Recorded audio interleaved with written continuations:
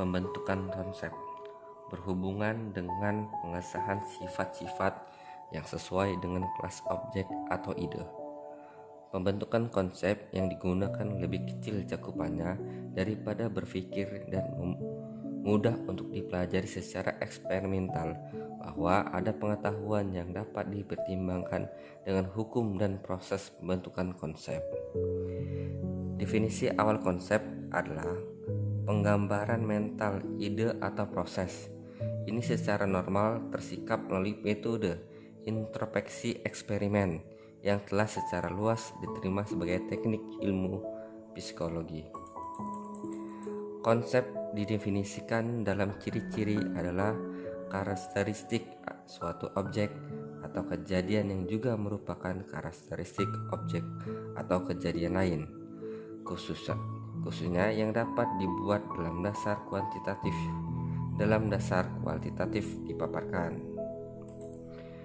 Logika berasal dari kata Yunani kuno yang berarti logos, hasil pertimbangan akal pikiran yang diatur lewat kata dan dinyatakan dalam bahasa.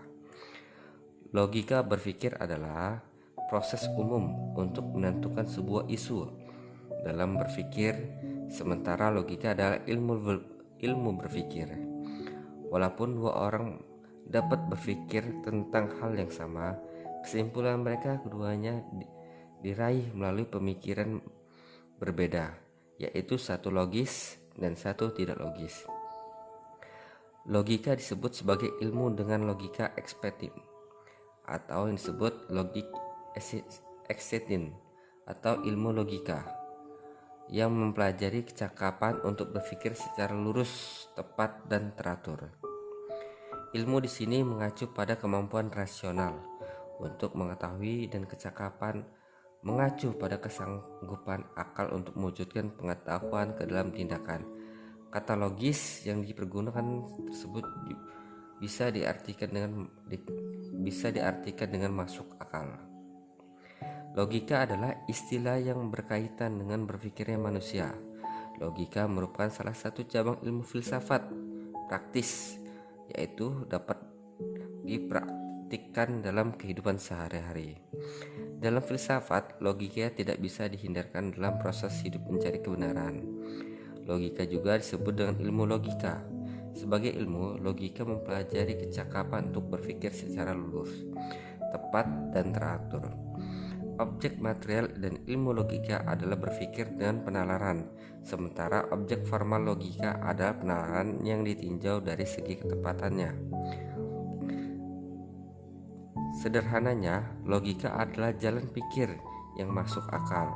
Istilah ini mungkin sering kali kamu dengar dalam kehidupan sehari-hari, bersanding dengan kata logis, di mana kata logis memiliki makna masuk akal.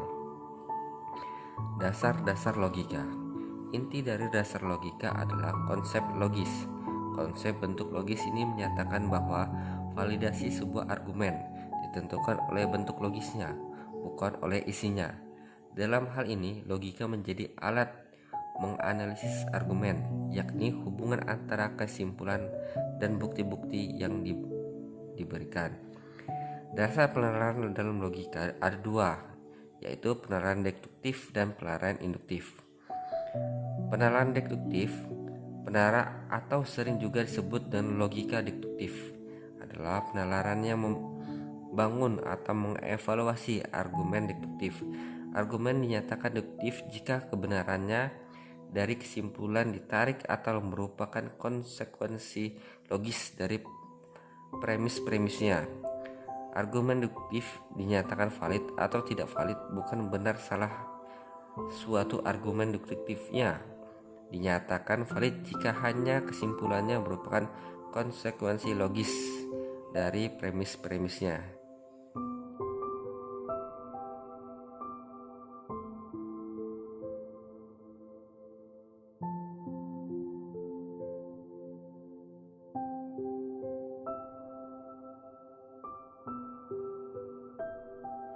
Penalaran deduktif atau sering juga disebut logika deduktif atau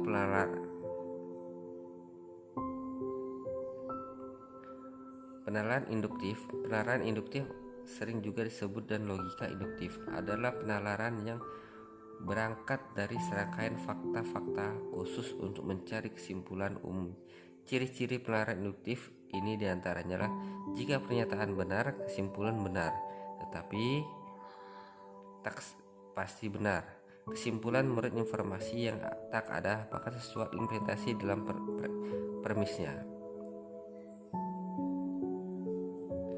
Fungsi kegunaan logika sebagai berikut: membantu setiap orang mempelajari logika atau berpikir secara rasional, kritis, lurus, tetap tertib, metodis, dan koheren. Meningkatkan kemampuan berpikir secara abstrak, cermat, dan objektif. Menambah kecerdasan dan meningkatkan kemampuan berpikir secara tajam dan mandiri. Memaksa dan mendorong orang untuk berpikir sendiri dengan menggunakan asas-asas sistematis. Meningkatkan cinta akan kebenaran dan menghindari kesalahan-kesalahan berpikir, kekeliruan, serta kesalahan. Mampu melakukan analisis terhadap suatu kejadian. Terhindar dari klinik tahayul atau kepercayaan turun-temurun. Apabila sudah mampu berpikir rasional, kritis, lurus, metodis, dan analis sebagaimana tersebut pada butir pertama, maka akan meningkatkan ciri diri seseorang.